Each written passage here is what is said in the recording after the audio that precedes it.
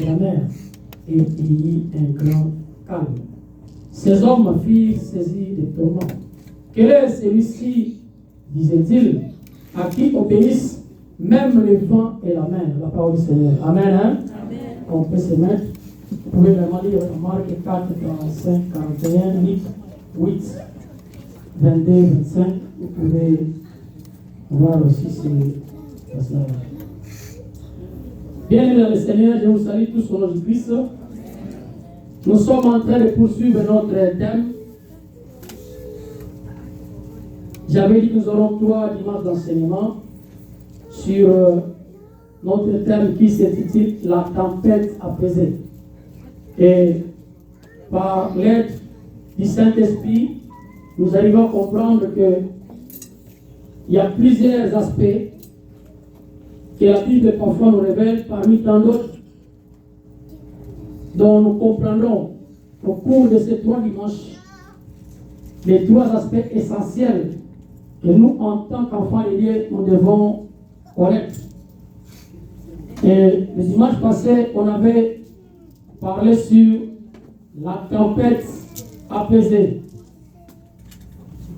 Et grâce au débarquement de l'auteur, on avait lu dans le livre de Josué, le livre de Jonas, 1 à 16.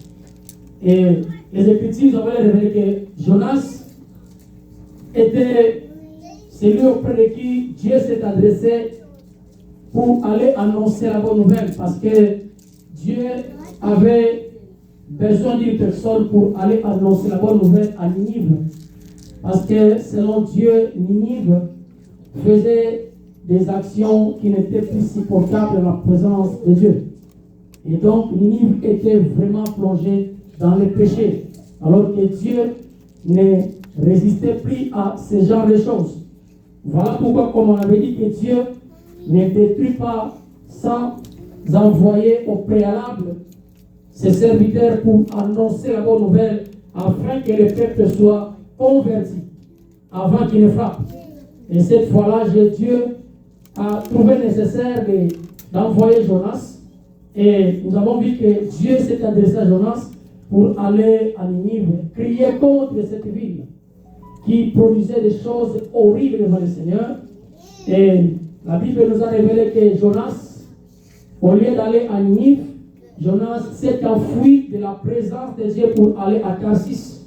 Et nous connaissons la suite. Lorsqu'il va arriver dans un coin, et Jonas s'est dit, ici je dois prendre un navire. Et la Bible dit que Jonas va s'embarquer dans un navire, et il a payé les billets comme tout autre client. Et le navire, là où ils étaient venus, curieusement ce navire, il flottait très bien sans problème. Et Jonas va prendre place à bord du navire pour fuir dans la présence de Dieu. Et la Bible nous dit que lorsque Jonas a pris place, un vent a soufflé sur le navire. Et ce vent a emmené une tempête. Et cette tempête vraiment a poussé à ce que le navire puisse se noyer. Alors, la Bible dit que, d'ailleurs même l'apôtre, l'évangéliste, l'a aussi souligné hier et aujourd'hui. Alors, la Bible dit que l'équipage a vu que le navire était en train de balloter sur l'eau, alors il périrait. Voilà pourquoi ils se sont dit, en tout cas, jetons quelques effets pour essayer un peu d'alléger ce navire, afin que nous ne puissions pas noyer. L'équipage a pris cette initiative, il commençait à jeter, n'est-ce pas, toutes ces histoires peut-être pour alléger le navire. Mais curieusement, la tempête ne pouvait pas s'apaiser. Alors, il a fallu procéder d'une autre manière. Et il nous a été révélé que lorsque la tempête ne faisait que s'augmenter, alors l'équipage a eu ses réflexes. Et le premier réflexe était, ils se sont réunis pour comprendre et voir pourquoi cette tempête nous arrive. Parce qu'ils ne pouvaient pas imaginer qu'ils avaient bien navigué là où ils étaient venus et arrivé quelque part et cette tempête commençait, n'est-ce pas, à les frapper. Mais curieusement, ils se sont concentrés, ils se sont dit non, nous devons chercher à savoir d'où vient ce malheur. Parce que nous risquons de périr. Alors, bref, l'équipage s'est dit non, il faudrait que chacun nous puisse prier son Dieu. Alors, ils ont prié Dieu, et curieusement, pendant qu'ils priaient, la Bible dit que Jonas était descendu vers le fond du navire, il était endormi. Alors, pendant qu'il s'endormissait là, et curieusement, la Bible dit que le pilote est allé vers Jonas pour dire, mais comment les autres prient, toi tu dors, pendant que nous risquons de périr. Toi aussi, prie ton Dieu, peut-être que ton Dieu pourra nous secourir. Alors, bref, Jonas, lorsqu'on lui a trouvé, et on lui posait des questions pour savoir d'où il était venu, il était de quelle nationalité, de quel pays, tout ça. Alors Jonas a eu à décliner son identité pour savoir qui était-il. Mais curieusement, à la fin, Jonas lui-même dira que ces malheurs, c'est moi qui en suis l'auteur. Amen. Hein? Jonas était l'auteur de ces malheurs. Alors, curieusement, l'auteur du malheur, c'est aussi lui la solution. Amen. Alors, on a compris que lorsque Jonas a dit que c'est moi l'auteur, alors l'équipage se dit bon. Maintenant, comme nous avons su, c'est lui qui nous attire ces malheurs. Alors, on va poser la question à Jonas pour dire maintenant, que ferons-nous pour que cette tempête puisse se calmer contre nous? Alors, la Bible dit que Jonas a dit, prenez-moi seulement, jetez-moi dans l'eau. Une fois que vous jetez dans l'eau, cette tempête va se calmer. Amen. Alléluia. Et c'est ce qu'on avait dit. Et à la fin, on avait dit que pour que la tempête se calme, il a fallu que l'équipage se débarrasse de cet homme qui en était l'auteur. Jonas, serviteur de Dieu, mais curieusement serviteur rebelle. Parce que celui qui n'obtempère pas aux ordres de Dieu, c'était rebelle. Donc Jonas était rebelle à Dieu. Mais puisque Dieu, il est souverain, et cette tempête a servi de leçon à cet équipage. Parce que Dieu s'est servi de la tempête pour ramener Jonas à l'ordre. Amen. Et la Bible dit que Jonas a fini par réaliser, n'est-ce pas, cette mission. Amen. Hein? Et donc la tempête s'est apaisée à partir du moment où ils ont jeté Jonas dans la mer. Donc on avait dit que la tempête, ce sont des choses qui nous arrivent. Bon, oui, ce sont pas qui nous arrivent. Et comme vous pouvez comprendre, que l'équipage et les navires étaient en paix. Ils étaient tous en paix. Mais à cause de Jonas, Makamboye Bango. Amen. Hein? Et on avait dit aussi qu'il y a plusieurs situations parfois qui nous arrivent dans la vie. Parfois, nous ne sommes pas aussi les auteurs, mais parfois les gens que nous recevons, ils amènent aussi des situations. Amen. Hein? Parfois, des problèmes compliqués. Et qu'il n'y a pas de voir qu'il y a un serviteur de Dieu, mais qui t'apporte aussi des problèmes de situation. Mais, laisse-moi te dire que ici, dans ce passage, on avait dit que la solution n'était pas loin. Ce qui est curieux, c'est que l'équipage, lorsqu'ils ont eu ces réflexes de se réunir pour tirer au sort, pour savoir qui nous attire ces malheurs, et la Bible dit que cet équipage a prié. Lorsqu'ils ont prié, c'est alors qu'ils vont découvrir que non, il y avait une personne qui dormait, c'est lui l'auteur de ces problèmes. Amen. Hein?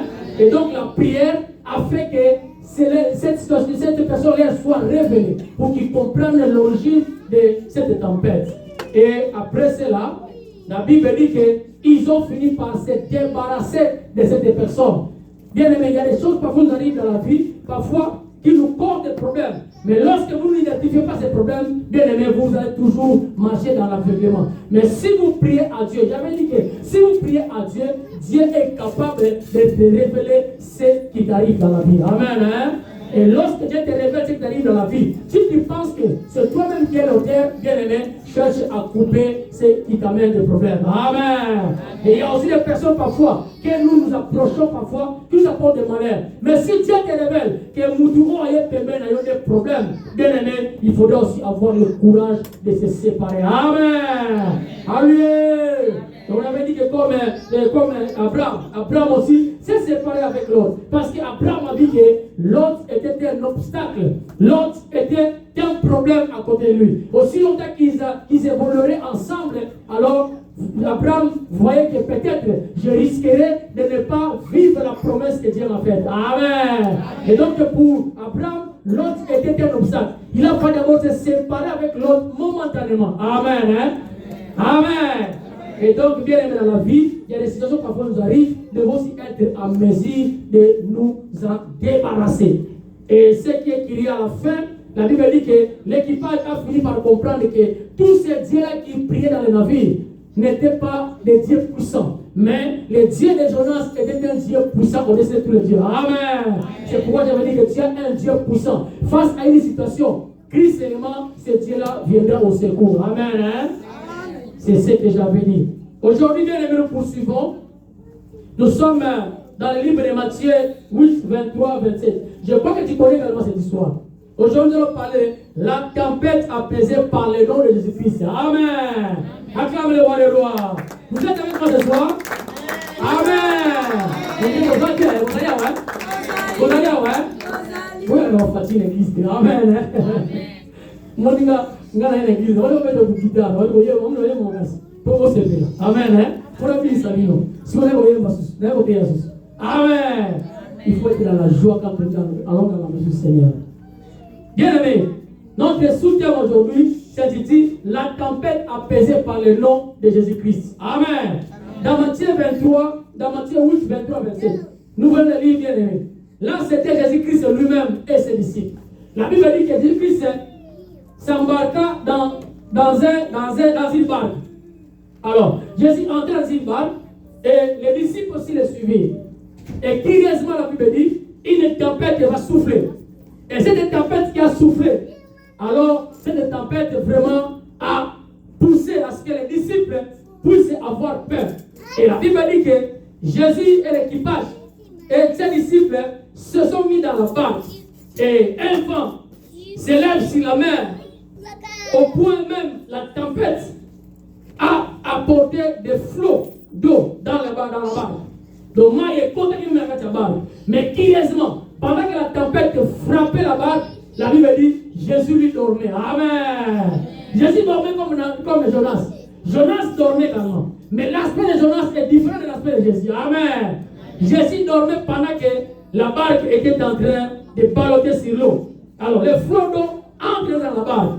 Mais ce qui est écrit, la Bible dit, les disciples s'approchaient de Jésus-Christ parce qu'ils ne pouvaient pas comprendre. Mais la tempête nous menace. Nous voulons mourir. Nous voulons périr. Alors, comment cet homme est en train de dormir? La Bible dit que les disciples s'approchaient de Jésus-Christ et ils sont les réveillés. Ils disent, Seigneur, sauve-nous, nous périssons. Et cette fois-là, Jésus leur dit alors, pourquoi avez-vous peur, gens de peu de foi? Amen. Hein? Pendant que Jésus dormait, et Jésus s'est levé, il dit, pourquoi avez-vous peur, l'homme de peu de foi? Parce que vous ne devez pas avoir peur de cette tempête. Vous ne devez pas avoir peur de ces vents qui nous menacent. Et cette fois-là, la Bible dit, lorsque Jésus s'est levé, Jésus a menacé la mer et les vents. Jésus a menacé la mer et les vents. Dans d'autres versions du même, Jésus a dit au vent, tais-toi, calme-toi. Amen. Et lorsque Jésus a menacé la mer et les vents, alors la Bible dit que il y eut un grand calme. La tempête s'est apaisée. Alors, et la Bible dit que les disciples firent ceci d'étonnement. Ils ne pouvaient pas imaginer ça. Ils se disent, mais comment se fait-il que cet homme, la mer et le vent, puissent lui obéir? Donc, ils étaient troublés, quoi. Ils ne pouvaient pas imaginer. Nous avons dit, il calme-toi, il peut vendre calme. Amen. Alléluia. La tempête apaisée. Alors, dans ce texte bien aimé, ce texte nous renseigne les 5 faits essentiels. Le premier fait, c'est la tempête. Et le deuxième fait, c'est la peur. Et le troisième fait, c'est l'intervention. Et le quatrième fait, c'est la foi. Et le cinquième fait, c'est la crainte. Amen. Alléluia. Donc, on parle de la tempête. D'autre part, la peur, l'intervention, la foi et la crainte. Amen. Hein? Alors, parlons de la tempête, comme on avait dit que la tempête, nous faisons face à plusieurs situations, comme j'avais dit. Il y a plusieurs situations parfois qui se développent dans notre vie, lesquelles situations parfois nous poussent même à perdre l'espoir, à perdre même l'espérance, à perdre même la patience, à perdre même l'espoir. Mais face à ces situations, bien aimés, nous sommes des personnes qui ne devraient pas paniquer. Amen. Hein? Et surtout, ceux qui sont dans le Seigneur ne peuvent pas avoir peur. Parce que les disciples ne devraient pas avoir peur aussi longtemps qu'ils marchaient avec lui-même le Maître. Amen. Acclame le roi des rois. Le Maître était avec eux. Et donc pour moi, lorsque je suis en train de lire ce texte, j'ai compris que le Maître qui est Jésus-Christ les soumettait juste au test pour voir leur degré de foi. Amen. Hein? Donc c'était une tempête qui testait si réellement les gens que je vais envoyer en mission, ils seront capables de supporter les tempêtes. Amen. Et bien aimé, il faut savoir bannir la peur. Malgré les situations qui nous arrivent, les problèmes qui peuvent nous arriver, mais nous devons avoir le courage d'accepter ces problèmes, de les affronter au risque et péril. Amen. Bien aimé, ne prenons pas les situations qui nous arrivent. Mais laisse-moi te dire que nous avons une seule personne auprès de qui nous devons aussi nous soumettre. C'est Jésus-Christ. Alléluia. Le nom de Jésus a fait que la tempête qui a frappé là-bas puisse s'apaiser. Le nom de Jésus est au-dessus de tous les noms. Amen. Hein? Invoque Jésus-Christ. Face à une situation, il faut invoquer Jésus. N'aie pas peur. Un enfant de Dieu n'a pas peur des événements, des situations qui peuvent arriver. Il ne faut pas avoir peur. Mais tu as la solution entre tes mains. Face à une situation, tu as la solution entre tes mains. La solution, c'est le nom de Jésus. Amen. Invoque Jésus. C'est lui le seul et l'unique qui nous vient au secours. Car la Bible dit dans Philippiens 2:9, c'est pourquoi aussi Dieu l'a souverainement élevé. Et il lui a donné le nom qui est au-dessus de tous les noms. Il n'y a pas un nom qui se compare à Jésus. Il reste Dieu à son niveau. Dieu, il n'a pas de comparaison. Il n'a pas de personne qui peut prendre sa place, qui peut dominer sur nous. Non. Jésus-Christ est au-dessus de tous les noms. Nous reconnaissons ce moment. Oh, Bamoussoir, oh, Banini, oh, Banini. Et ça, elle est qui est sur le côté. Amen. Hein? Le nom de Jésus est au-dessus de tous les noms. Si tu l'invoques, il va agir dans n'importe quelle situation. Amen. Hein? Jésus-Christ, il faut l'invoquer. Face à une situation, il faut invoquer Jésus. N'aie pas peur. N'aie pas peur de ce qui t'arrive. Il faut savoir bannir la peur. N'aie pas peur, car les situations, il y en aura toujours. Les situations viendront toujours. Mais laisse-moi te dire, l'attitude d'un enfant de Dieu face à une tempête, face à une situation, c'est la prière. Invoque Jésus-Christ et il viendra agir. Amen. La tempête apaisée par le nom de Jésus. Bien-aimé, mais lorsque tu demandes l'intervention de Jésus, tu ne peux pas chercher la face de Dieu avec doute. Parce que ici, les disciples, ils avaient peur. Les disciples, ils n'avaient pas la foi que nous sommes avec les maîtres. Peu importe la situation qui nous arrive. Mais comme le maître est là, je sais que cette situation va devoir passer. Amen. Hein? Mais les disciples étaient emparés par la crainte. Oubliant que nous avons la solution à côté de nous. Amen. Acclamez-vous, alléluia. Face à des situations, bien aimé, il faudra avoir la foi. Parce que Jésus, lorsque Jésus s'est levé, il dit, homme de peu de foi. En d'autres termes, les disciples, ils avaient la foi, mais une foi petite. Amen. Bien aimé, en tant qu'enfant de Dieu, face à une situation, tu dois avoir une foi grande. Amen. Hein? Faut la foi pour une foi grande, c'est une foi agissante. Une foi qui sauve, une foi qui guérit. Amen. Homme de peu de foi.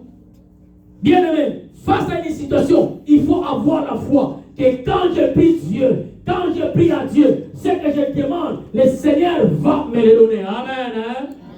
Car on dit que la foi, c'est une ferme assurance des choses qu'on espère, une démonstration de ce qu'on ne voit pas. Hébreux 11:1. Et vous allez voir ça. Amen. Hein? Et donc, Jésus avait compris que ces petits tests qu'il avait fait auprès de ses disciples, alors le test a bougé ses disciples. La Bible dit, Jésus a dit que ses disciples n'avaient pas assez de foi. Amen. Donc Jésus attendait d'avoir la foi. Bien aimé, vous savez, cette foi qui doit être agissante, cette foi qui doit être guérie, c'est cette foi qui ressemble à cette femme qui coulait du sang. Parce que cette femme, il pouvait seulement dire, si je pousse seulement toucher les pans de la robe de Jésus-Christ, je serai guéri. Amen. Cette femme qui s'approche de Jésus, il a déjà une foi ferme, une foi forte, une foi rassurante en lui, une foi fervente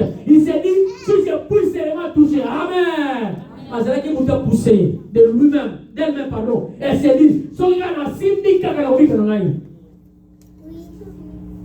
et lorsqu'il a touché les pans de la robe de Jésus-Christ, la Bible dit, cette dame, le sang s'est arrêté à couler. Amen. À l'instant même, la dame a été guérie. C'est cette foi en tant qu'enfant de Dieu que Dieu attend de nous. Et l'obstacle à la foi, bien aimé, de dire, c'est le doute.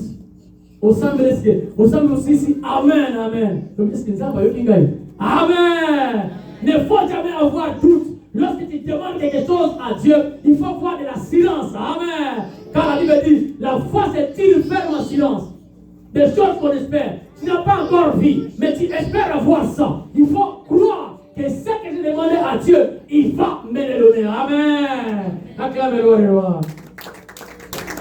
Il faut avoir la foi. Peu importe la situation, bien aimé, mais il faut seulement avoir la foi. Si tu demandes à Dieu, demande avec foi. Ne mets pas de doute. Parce que l'obstacle majeur à la foi, c'est le doute.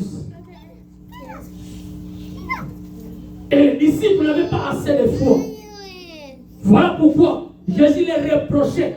Parce que les disciples seraient envoyés en mission par Jésus. Donc il faudrait que les disciples qui enseigneraient la foi et même puissent avoir une foi ferme. Amen. Et là, il y a un serviteur, on peut simplement malade, semble aussi ici. Ah, c'est mon toit, au pic. Mais malade, le pic, n'a piqué. Amen. C'est contradictoire, non? Toi, serviteur de Dieu, tu pries pour un malade. Au sein de est-ce que malade, le pic? Faut malade, ça va piquer avec mon. Amen. Mais quand il y a sur le temps, on est celui, on pique, oui, je crois que je serai guéri. Amen. Mais toi, déjà qui avais prié pour la personne, tu as déjà un doute. Est-ce qu'il y a un pic? Mais Dieu attend de nous. Parce que nous sommes les donneurs de solutions. Parce que la Bible dit, là, quand Dieu ordonne que tu sois puissant. Parce que la puissance, on t'a pas de pouvoir à ta mission. Donc ça peut être capable de nous-mêmes. Il y a vraiment pour ça un miracle. Amen. Jésus a investi en nous son pouvoir. C'est pourquoi la Bible dit, lorsque les disciples ont vu Jésus-Christ en train de menacer le vent et la mer, amen. En d'autres termes, cette crainte qui empara, n'est-ce pas, les disciples, normalement les disciples ne vont pas avoir peur, ne vont pas avoir cette crainte-là. Parce que c'est eux qui devaient faire ce travail-là. Amen. Jésus-Christ les soumettait au test. Test de la foi.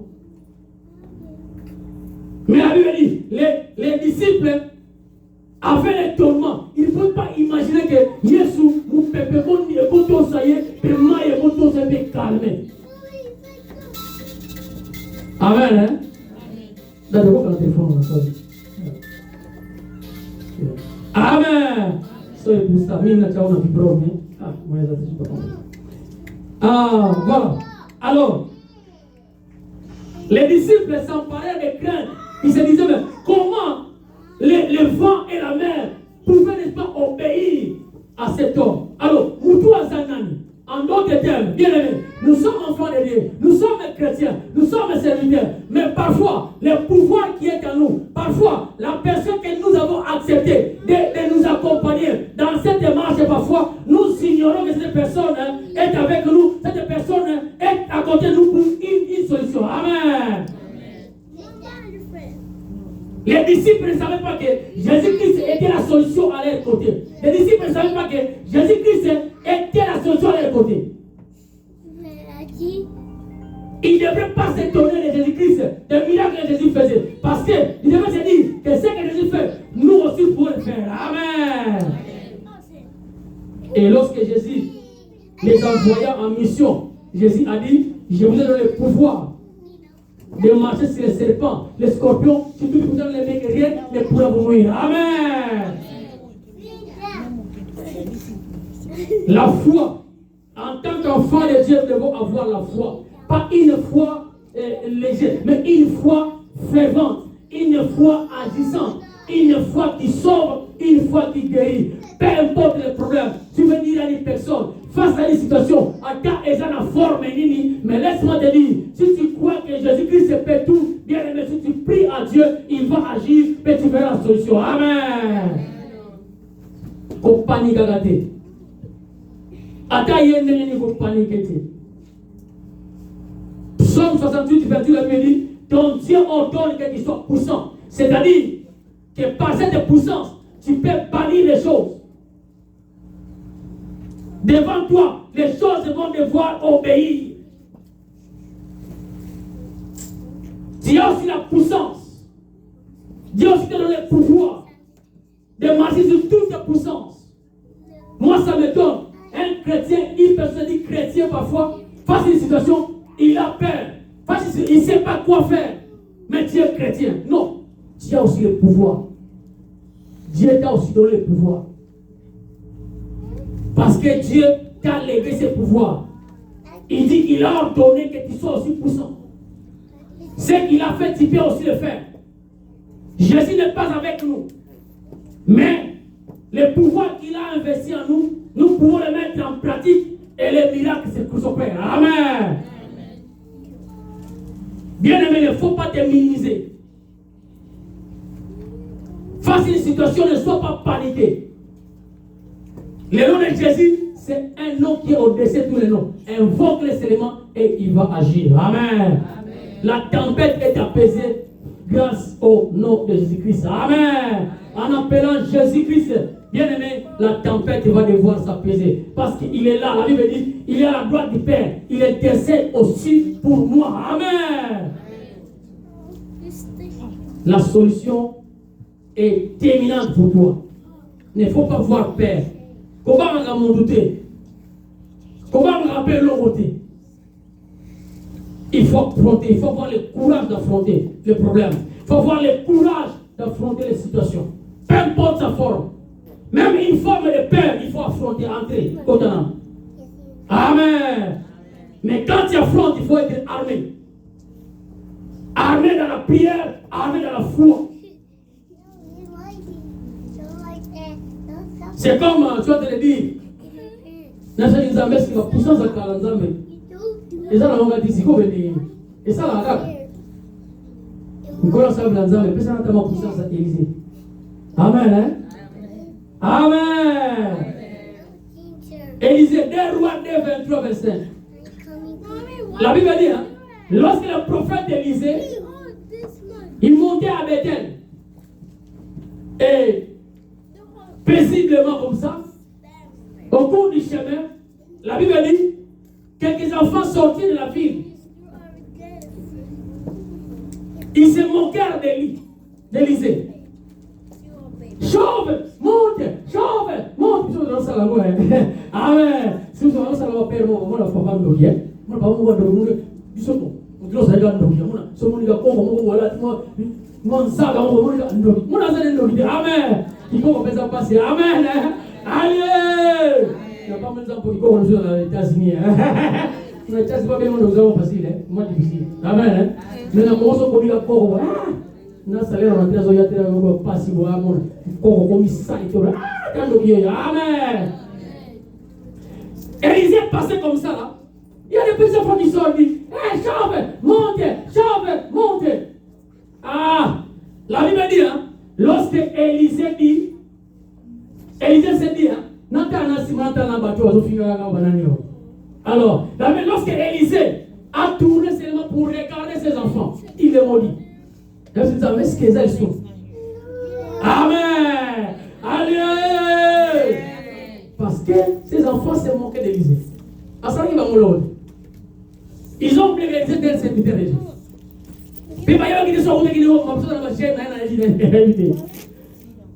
Amen. Hein?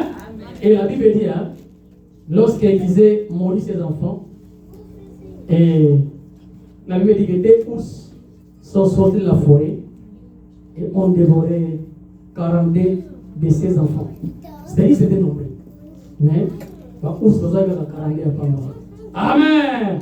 Et les ours les ont mangés.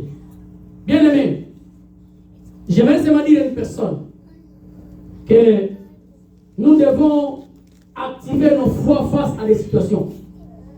Problème nous sont liés pour paniquer. Il faut premièrement activer ta foi. Activer une foi au quotidien au lobby au salemandenge au lobby. Amen. Parce que Dieu a mis le pouvoir dans ta bouche. La Bible dit, hein, ce que tu déclares, c'est ce qui va se faire. Amen.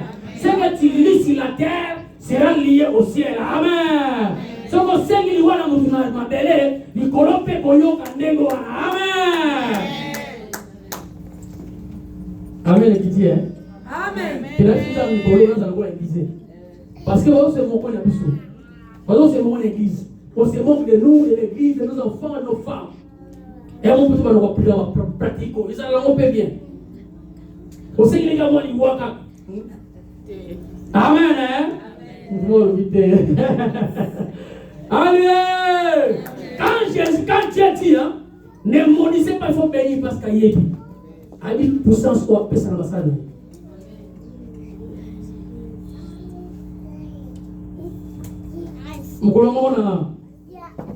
On a partagé. Moi, c'est souvent mon frère.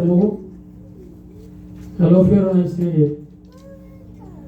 T'es Nicolo, la monnaie a fait ma prière. Amen. Amen. Nicolo, nous sommes Amen.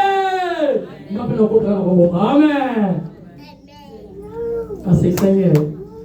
Nous avons eu les bons obéissants. Mais comment nous devons négocier qui est ma camboléki, c'est qui moquerait l'équipe. Amen. Hein? La Bible dit que Christ n'était pas venu abolir la parole. Il est seulement venu accomplir. En d'autres termes, les Anciens Testaments, c'est aussi une référence pour nous. Mais on ne jette pas cette parole. C'est une parole aussi qui est exploitée. Amen. Ça a mon plaisir. Ça a mon plaisir. Amen. Bien aimé, la foi c'est une ferme assurance. Quand tu demandes quelque chose à Dieu, il ne faut pas avoir peur. En d'autres termes, un vrai chrétien, un vrai serviteur de Dieu, il n'a pas peur des gens, il n'a pas peur des choses. Mais un vrai professeur de Dieu, il doit avoir foi en soi que ce que je dis, ça va s'accomplir que je dis. Amen. Il ne faut pas avoir peur. Il ne faut pas avoir peur. Moi, dans un solo, moi, dans un solo, un vrai serviteur de Dieu, on a peur de lui, on n'a pas peur des autres.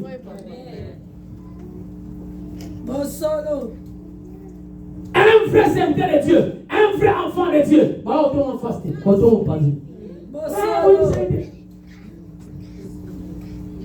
Amen. Acclame-le. Bien aimé, je suis tellement bien dit ce soir. Peu importe le problème dans la haut, peu importe la situation au dans la vie, ne faut pas paniquer. Sache seulement que face à une situation, il y a des gens qui vont tomber. Amen. Je dis à maman Pinette, tout m'appelle, je dis, maman, ne faut pas avoir peur. Le Dieu que tu sers, il est capable de tout. Tu n'as même pas m'appeler, mais le Dieu que tu sers, plus seulement il va agir. Je vais seulement te rassurer que l'enfant n'est pas disparu. Moi, comme moi, soit qu'il y a. Amen. Et regardez vous. Amen. Hein? Bien aimé, il ne faut pas avoir peur des hommes. Les hommes, c'est les diables. C'est pourquoi j'ai compris, c'est pourquoi Dieu a catégorisé les types de chrétiens que nous sommes. Chrétien animal, charnel, spirituel. Nous avons parlé pourquoi catégoriser la question. C'est pourquoi il faut se démarquer de la chrétienté. Il faut rester disciple.